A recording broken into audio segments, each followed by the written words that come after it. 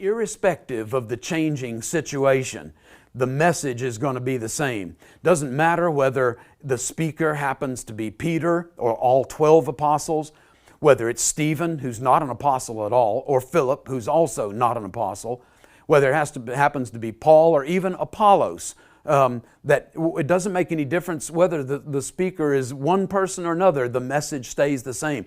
It also doesn't make any difference who the audience happens to be. They can be commoners, they can be judges, they can be Roman governors or kings.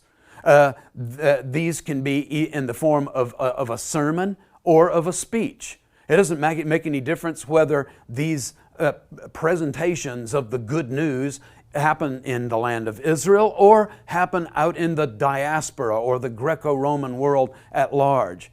It doesn't matter whether this is voluntary, like Peter standing up and preaching on his own volition on the day of Pentecost, or whether these are required speeches or defenses, as was happening with Paul toward the end of his life. Makes no difference.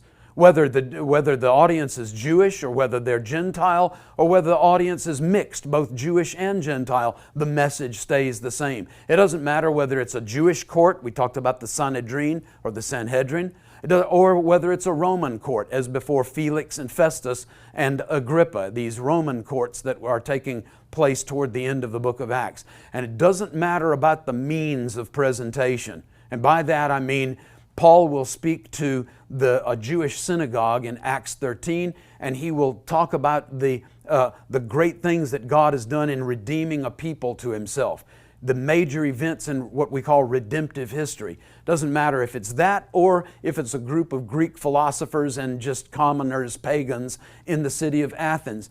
The message stays the same.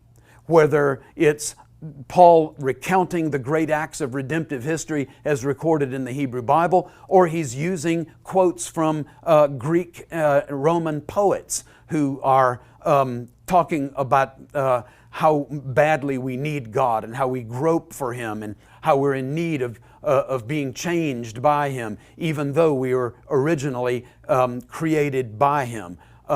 Paul is going to change his means of communication, but he's not going to change his message. He's going to stay focused on the person of Jesus, and he's going to constantly be referencing the death, burial, and resurrection of Jesus.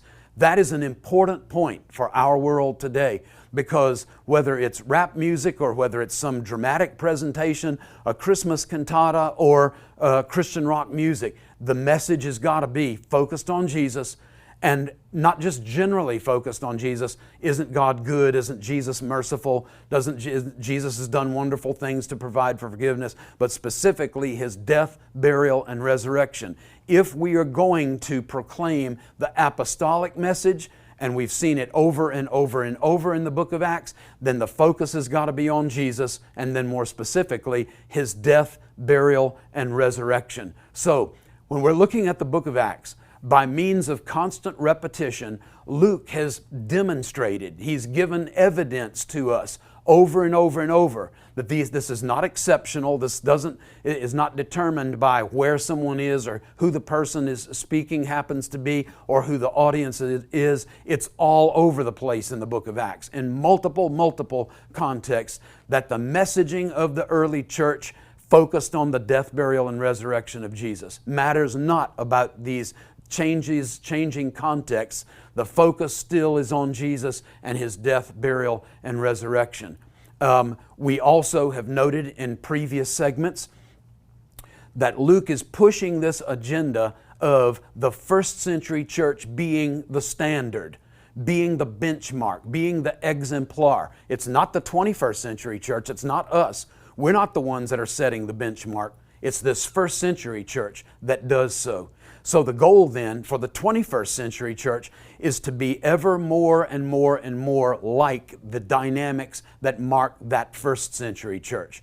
If we're going to do that, we're going to have to readopt their messaging. What's happened in the 21st century church? Well, it appears that we have gotten off into self-actualization and 12-step improvements and conferences and seminars and books and that kind of thing on what we should be doing as individuals to improve ourselves, and then all kinds of emphases that take us into social action and that kind of thing.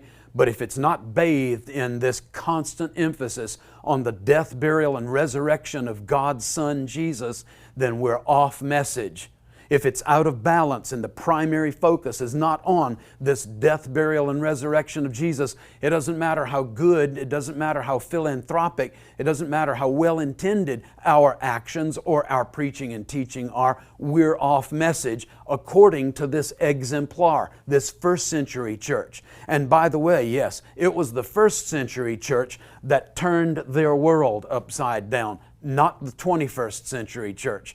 So I would argue, based on Scripture, if we want to turn our world upside down, if we want to maximize our impact in our years that we get to spend on this earth and representing Jesus, we do it the way the exemplar did, the way the paradigmatic church, the one that set the standard, the one that set the benchmark, the first century church.